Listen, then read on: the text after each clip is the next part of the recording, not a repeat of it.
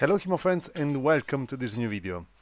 The arming sword is back, as you can see, and today we are going to give a look to a relatively specific topic. We will analyze the best ways to attack an opponent sitting in a high guard, starting our action from our thrusting guard. Notice that from now on I will start to use the Fiore de Liberi vocabulary for arming sword too. So our thrusting guard will be called breve, right breve, more in the specific in this case, and our high guards will be called posta di donna and posta di donna sinistra.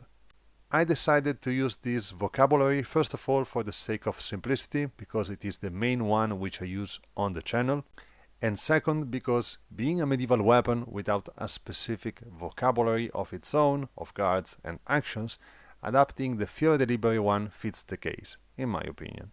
If you want to know more about Fiore guards, their names and positions, check my ongoing series. Here is the link.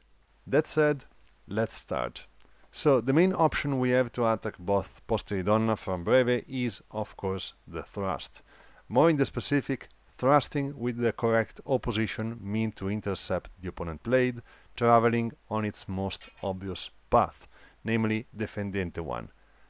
Being the fendente a diagonal downward cut, we will oppose by our perspective high left while facing posta di donna and high right while facing posta di donna sinistra. While dealing with a guard or the other, we move our weapon differently, but what remains the same is our footwork. We have two options in this regard, and both the options I'm going to show you are related to your initial stance. If you're standing in breve with the left foot forward, the ideal footwork to deliver your thrust is the passing step. Instead, if you are right foot forward, it is better to lunge. A passing step tends to breach more space than a lunge, and so, before you are lunging, it is better to shorten the distance between you and the opponent, executing a little step forward. In both the cases, it is important to start the movement with your weapon and only then follow with your step, but it is especially important in the case of the passing step, as it is a longer movement and because of this it is slightly easier to spot.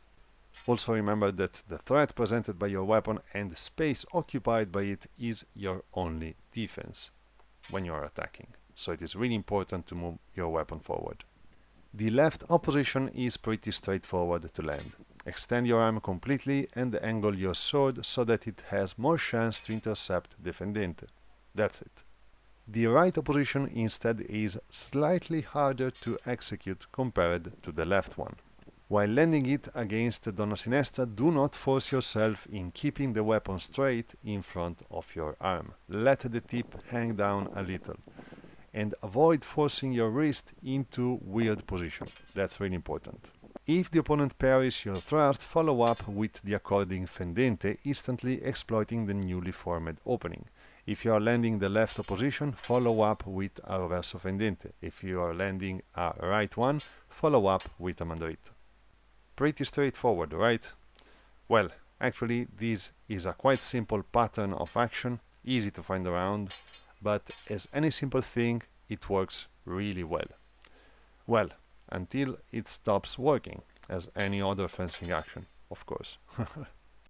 But that's why it is better to have a backup plan. Our backup plan is, instead of landing a thrust, landing a fendente from breve. We will use the method of charging cuts that lately will be called by the maestri bolognesi tramazzone. We will charge our fendente with a rotation of the arm toward our left side. From there, we will be able to land both mandriti and reversi. We are going, as always, for the choice which intercept the most obvious line. So we will deliver a fendente mandrito toward posta di donna and a fendente reverso against posta di donna sinistra. Don't be too pedantic with the angle of your cut. Angle it as much as needed to intercept the opponent blade with the crossguard. If instead of a fendente you end up throwing a mezzano, is fine. The goal is to get the job done. As for the previous case, if the opponent parries, you may end up in a situation where you have enough time to land a follow-up attack. And in this situation we are fine enough using the same pattern as before, just inverted. If the opponent parries our reverso and there is enough space, we can land a left high thrust toward the opponent's chest or head outside of his sword. If we are landing a mandrito instead and it gets parried, we can exploit the inside line with our right thrust. By the way, moving sideways may greatly help to land these follow-up actions. Very good people, we now know how to deal with high guards. In the future videos we will see other simple approaches to start our offensive actions against other guards. I hope you will find this video useful. Remember to check my Patreon page if you are interested to watch more of my contents.